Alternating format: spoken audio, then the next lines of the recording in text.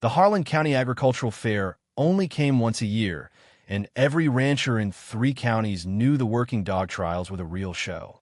On the third and final day, as the August heat pressed down on the packed dirt arena like a fist, a hush fell over the bleachers. Not because of the $25,000 Belgian Malinois that Wade Pruitt had just walked through the gate on a braided leather lead. Not because of the announcer's crackling voice over the PA system. The hush fell because of the dog that limped in behind him. A tan and black Belgian Malinois, broad across the chest, with a jagged white scar running from his right hip down to the back of his knee. His rear right leg didn't bend cleanly. It swung forward with a slight hitch, a permanent reminder of something that had happened a long way from Harlan County, Texas. The old man holding his lead didn't seem to notice the stares. He walked in the same way the dog did, quietly, deliberately, like a man who had learned a very long time ago that arriving loudly was how you got killed. 3 men in the front row of the bleachers didn't share his restraint. The laughter started low, the kind share between men who think they're the only ones in the room worth listening to. Then it got loud enough to carry. The old rancher never looked over. The limping dog never broke his heel position. Neither of them had anything left to prove to anyone in that arena. The crowd just didn't know that yet. The Harlan County Fairgrounds sat on the flat edge of West Texas, like a postcard someone had forgotten to mail. The air smelled of axle grease, funnel cake, trampled hay, and the warm, ammonia-edged scent of several hundred cattle waiting in the holding pens beyond the south fence line. Overhead, the August sun was a hard white disk in a sky with no clouds and no mercy. The corrugated steel roof of the main arena amplified the heat, trapping it against the bleachers where close to 300 people sat fanning themselves with programs and feed store flyers. The Harlan County Agricultural Fair working dog trials were the oldest continuous event on the fairground calendar, running every year since 1954. Over the decades, they have become less about practical cattle work and more about spectacle, a competition for serious breeders, professional canine trainers, and the kind of ranchers who spent more on a trained dog than most people spend on a used truck. The entry list for this year's Open Division read like a catalog for the elite. 3 nationally ranked sport dogs from a kennel outside San Antonio. A dual-purpose narcotics and patrol dog from a retired Dallas Police K-9 unit. And Wade Pruitt's Malinois, call sign Duke, a 4-year-old male with a European sport title and a price tag, as Wade had made sure to mention twice in the registration tent, of $22,000. Raymond Holloway's entry had raised eyebrows at the registration desk. He had filled out the form in pencil, in a slow and careful hand, listing his dog as Sergeant, male, Belgian Malinois, age 9, and leaving the training certifications field blank. The woman behind the table had looked at the form, then at the dog standing at Raymond's left heel, and then back at the form. "Sir, this division requires documented working dog credentials," she had said carefully. Raymond had reached into the breast pocket of his faded olive canvas jacket and set a single laminated card on the table. The woman read it. She stamped his form without another word. Raymond Dale Holloway was 63 years old, though most people guessed higher. He stood 6 feet, even in worn brown leatherwork boots, with a lean, angular build that suggested a man who had never carried anything unnecessary. Not weight, not words, not sentiment he hadn't earned. His hair was cut short and had gone the color of old iron years ago. A thin white scar ran through his left eyebrow, collected somewhere he had never talked about at the diner in town. His face was the kind of weathered that takes decades of outdoor living and something harder underneath it to produce. Deep creases at the corners of his eyes, a jaw that looked like it had been set in concrete. He wore a faded olive canvas jacket over a plain dark green t-shirt, the sleeves pushed up to the elbows, exposing forearms corded with lean muscle and a small tattooed eagle, globe, and anchor on his right wrist, blurred with age but still perfectly legible to anyone who knew what they were looking at.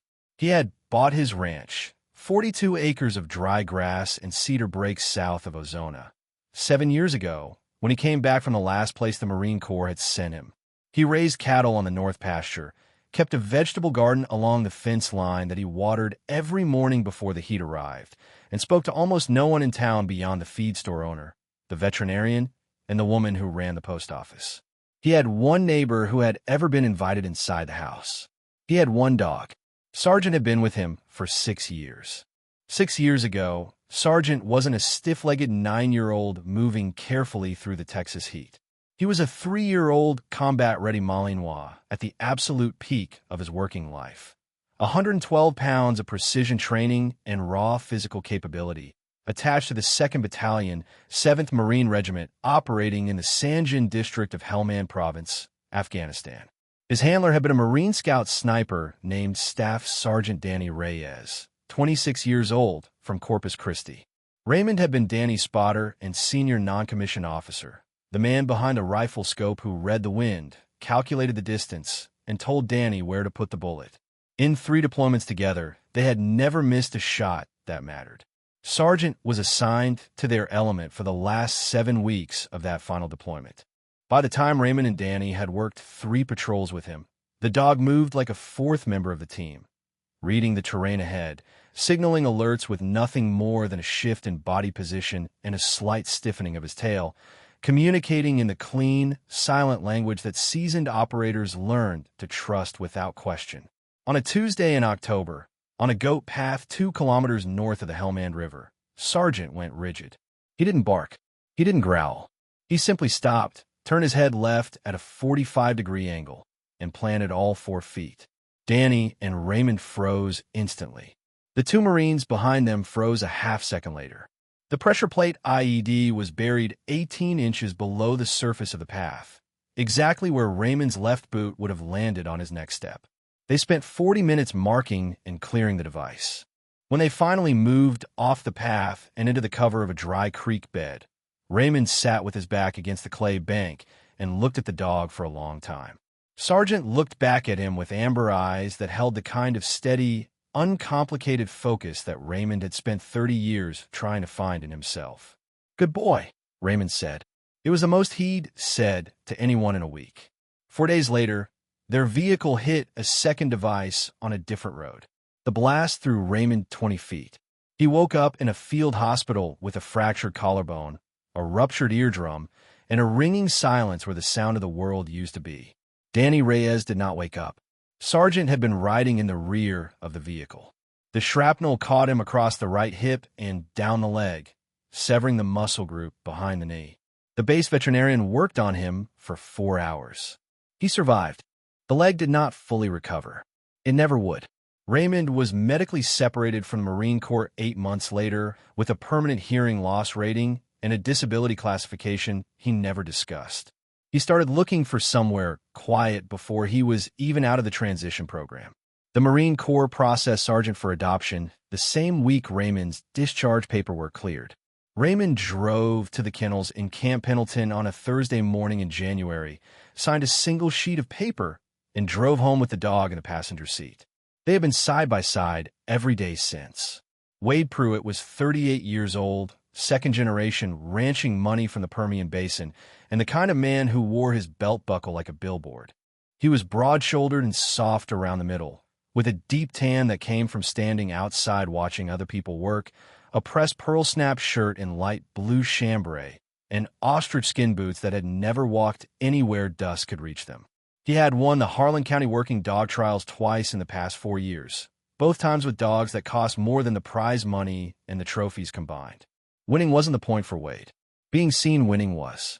He was standing at the arena rail with 2 of his ranch foremen when Raymond and Sargent walked through the gate, and he noticed the dog's hitch-stepped gait immediately. The laughter came from Wade's left. One of the foremen, a thick-necked man named Cal, leaning on the rail with a toothpick in the corner of his mouth. "Lord Almighty," Cal said, loud enough to carry 4 rows into the bleachers. Did he bring a 3-legged dog to a working trial? The second foreman, younger, trying to impress, put in, "That dog's about to embarrass somebody real bad." Wade watched Raymond cross the arena floor without looking up, Sargent healing at his left knee with mechanical precision despite the uneven gait, and something about the old man's complete absence of reaction irritated him in a way he couldn't quite locate. "Hey, old-timer," Wade called out, easy and loud, performing for the men around him. "You might want to scratch from this division. It's not a best in show." Your pup's gonna hurt himself out here." The people in the nearest bleacher rows heard it. Some laughed. Some looked away. Raymond Holloway kept walking to his assigned staging position at the far end of the arena. He sat down on an overturned feed bucket he had brought from his truck. He pulled a battered metal water bowl from the canvas bag over his shoulder, filled it from a plastic bottle, and set on the ground for Sargent. The dog drank without breaking eye contact with the arena gate, always watching, always reading. Raymond did not look at Wade Pruitt at all. The trial's head judge, a compact woman named Felicia Garza, called the division to order from the center of the arena at 2 o'clock exactly. The open division ran 6 dogs before Sargent's number was called. 3 of the sport dogs from San Antonio performed beautifully, sharp obedience patterns, confident retrieve work, clean protection routines executed with the kind of theatrical precision that earned applause. The Dallas police dog was impressive in a more practical way, steady and methodical, the kind of animal you trusted with your life rather than your trophy case. Wade's dog, Duke, went 5th, and it was obvious the animal was exceptional. He moved like a drawn wire, all tension and purpose, responding to commands whispered in Dutch with a precision that drew a sustained round of applause from the bleachers. Wade accepted the applause with a wide, practiced smile, one hand raised, working the crowd like a man who had rehearsed this particular moment in his bathroom mirror. Raymond watched from the staging area, his arms resting loosely on his knees, his expression giving nothing away. When the announcer called Raymond's number, there was a ripple of murmuring in the stands. People craned to see. Word had spread about the old man and the limping dog. Raymond stood. He adjusted the brim of his faded olive cap and looked down at Sargent. The dog was already watching him, amber eyes steady, waiting. "Work," Raymond said. One word. No hand signal. No change in his body language beyond the word itself. Sargent stood and moved to Raymond's left heel. They walked into the arena together, the old man's boots raising small puffs of dust with each step, the dog's uneven gait visible and unhurried, his scarred leg swinging forward with a patience that looked like something practiced and chosen rather than suffered. The arena fell quieter than it had been all afternoon. The obedience pattern came first. Heel work, sits, down, stays, recalls, the basic architecture of a working dog's discipline. Where the sport dogs had been precise and flashy, Sargent was something different. He worked in absolute silence. No checking in with Raymond for reassurance. No anticipating commands for the crowd's benefit. He simply executed each position with the settled, undemonstrative certainty of an animal that had learned these things not for competition, but because lives had depended on them. A long downstay at 50 yards while Raymond walked away, turned his back, waited. 3 minutes passed. Sargent didn't move, didn't lift his head. The dog lay on the packed dirt with his chin on his paws and his eyes tracking Raymond's back, motionless as something carved from stone. The bleachers were quiet in a way they hadn't been for the earlier dogs. The retrieve work came next. A thrown canvas bumper to 60 feet. Sargent moved on the command and came back at a pace that looked unhurried until you watched his feet and realized he was covering the distance faster than the eye initially registered. The injured leg compensating, adapting, never surrendering ground. Wade Pruitt stood at the rail, his arms crossed, his expression careful. He had stopped laughing 15 minutes ago. Then came the protection scenario. A padded decoy in a bite sleeve stepped into the arena from the north gate. The exercise called for the dog to be sent on command, apprehend the decoy, and release cleanly on a single recall word. Every dog in the division had completed this portion. 5 of the 6 had performed it without incident. Raymond looked at Sargent. He said nothing. He raised one hand and held it flat for 2 full seconds. A gesture so subtle that half the crowd missed it entirely. Sargent launched. What happened next made several people in the bleachers stand up without realizing they had done it. The dog covered 60 feet in a straight line at a speed that was jarring to watch, the hitched leg vanishing from perception entirely in the acceleration, replaced by something that looked like pure physics, weight and trajectory, and the absolute commitment of an animal that had never learned to stop at something that mattered. The decoy braced. It didn't help. Sargent hit the sleeve with a controlled, crushing bite that drove the padded man back 2 full steps on the packed dirt. He held, not thrashing, not spinning, just holding, his entire body leveraged and still, every muscle locked, the sleeve going absolutely nowhere. The crowd noise was instantaneous. Raymond waited 3 full seconds longer than the exercise required. Then he said quietly, from 60 feet away, "Out." Sergeant released the sleeve, sat, and looked at Raymond. He did not look at the decoy, did not look at the crowd, did not look at the men in the bleachers who had been laughing 2 hours ago. He looked at Raymond. Raymond walked the 60 feet at the same unhurried pace he used for everything. He reached down when he arrived and placed one hand on the top of Sergeant's head, just resting it there, no performance in it, and the dog leaned into his leg and stayed. The applause from the bleachers was the loudest the arena had produced all afternoon. Felicia Garza called a brief break after the final competitor completed the course. She was reviewing the score sheets at the judges' table when a man appeared at the rail beside her and asked to speak for a moment. He was a tall man in his late 50s, narrow through the shoulders, with close-cropped silver hair under a plain navy cap. He wore faded jeans, a gray long-sleeve shirt with the sleeves rolled once, and a lanyard with a fairground staff credential that he clearly hadn't requested or sought out. His posture was the particular posture of a man who had spent years standing in places where posture mattered. His name was Colonel Marcus Webb, retired, United States Marine Corps. He lived 40 miles east of Ozona, had come to the fair because his granddaughter was showing a lamb in the junior livestock competition, and had heard the crowd noise from the working dog arena from halfway across the fairgrounds. He stood at the rail for the last half of Raymond's run. He didn't say anything while it was happening. When it was over, he walked to the judge's table and waited until Felicia looked up. "Ma'am," Webb said, "I apologize for the interruption. I just want to make sure someone in this arena knows who that man is." He nodded toward Raymond, who was standing alone at the far staging post, giving Sergeant water from the plastic bottle. Felicia waited. "Raymond Holloway, Gunnery Sergeant, Marine Scout Sniper. 3 tours in Helmand Province. 2 tours before that.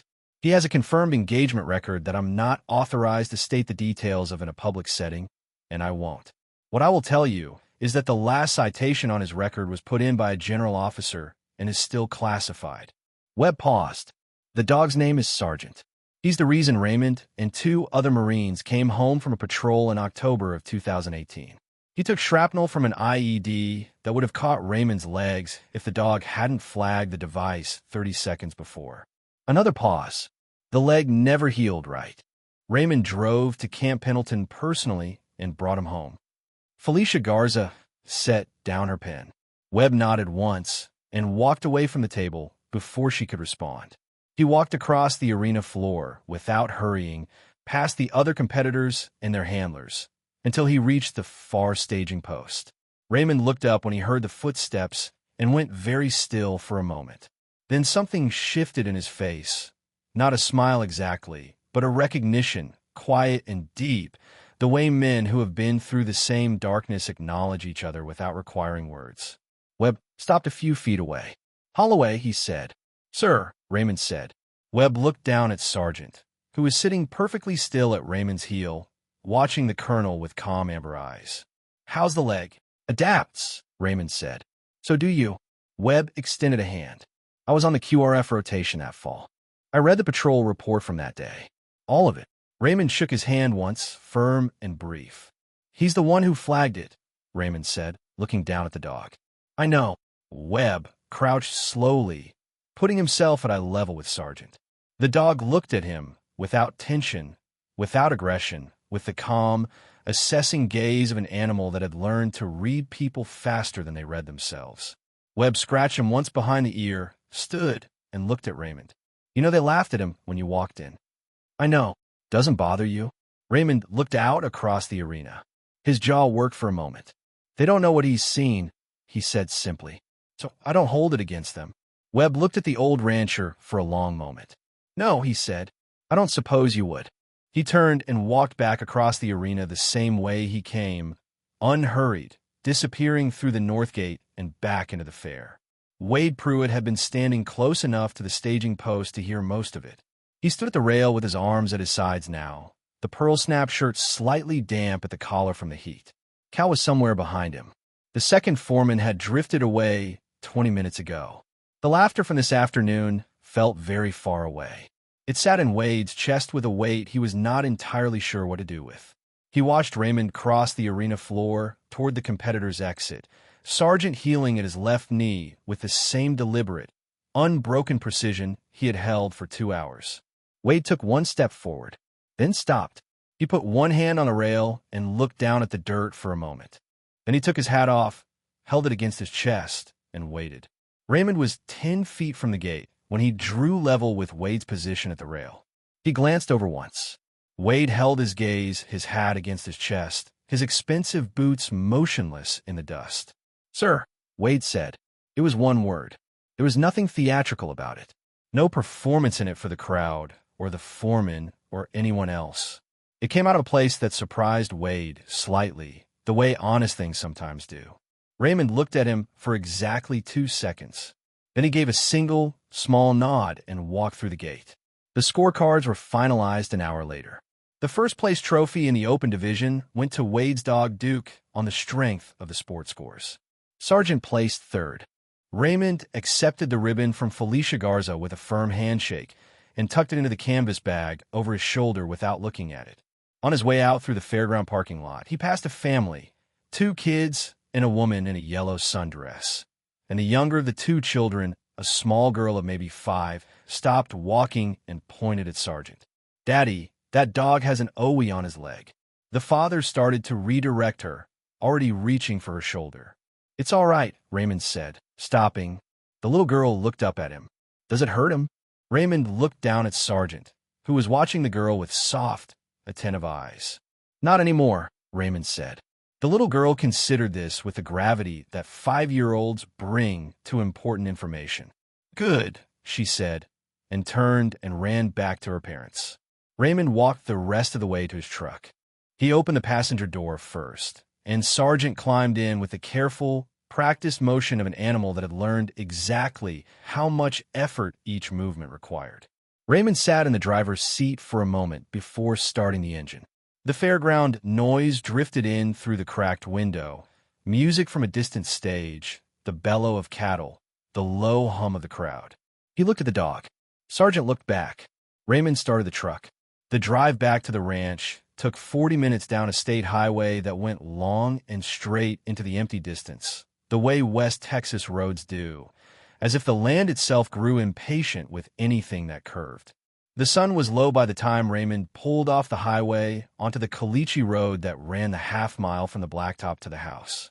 The cedar breaks threw long, thin shadows across the pale ground. He parked, got out, and went around to the passenger side. Sargent jumped down on his own, landing on his 3 good legs with the slight, practiced dip that compensated for the 4th. They walked up onto the wooden porch together. Raymond hung his olive jacket on the hook by the door, filled Sargent's bowl from the outdoor spigot, and settled into the old wooden chair at the porch's edge. The sky to the west was going orange and deep red, staining the flat horizon the color of old copper. Sargent drank, then came and laid down beside the chair, his chin resting on his front paws, his amber eyes half closed against the last of the sun. The scarred leg extended behind him, still as always, at its particular angle that Raymond's I had long since stopped registering as an injury and now simply read as the way Sargent sat. Part of the geometry of him, like the shape of his ears or the particular tilt of his head when something interested him. There were no night terrors for Sargent anymore. There had been, in the first year. Raymond had sat up with him more nights than he could count, one hand on the dog's side in the dark. Just steadiness, just presence, just the message that the sound in the distance was a coyote and not an IED trigger wire. Eventually the nights had gotten quiet. Now Sargent slept the way he moved, deliberately, without waste, with the particular piece of an animal that has discharged its obligation to the world and found, against the odds, a place to rest. The trophy ribbon from the canvas bag had not made it inside.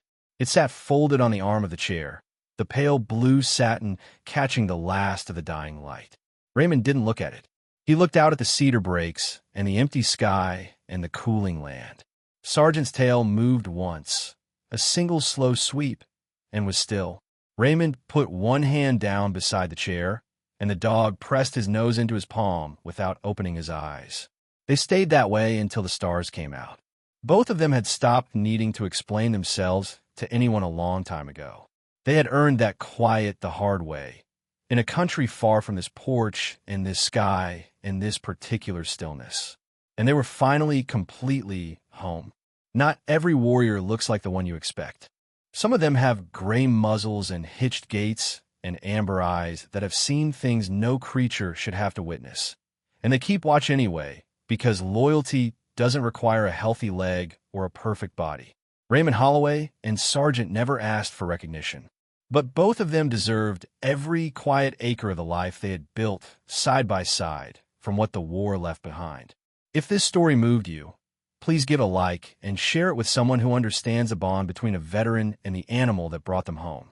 Subscribe to the channel for more stories of loyalty, courage, and the ones we carry with us long after the fighting is done. And before you go, click the video appearing on your screen right now, because the next story is one you will not want to miss. Thank you for being here. Take care of each other out there.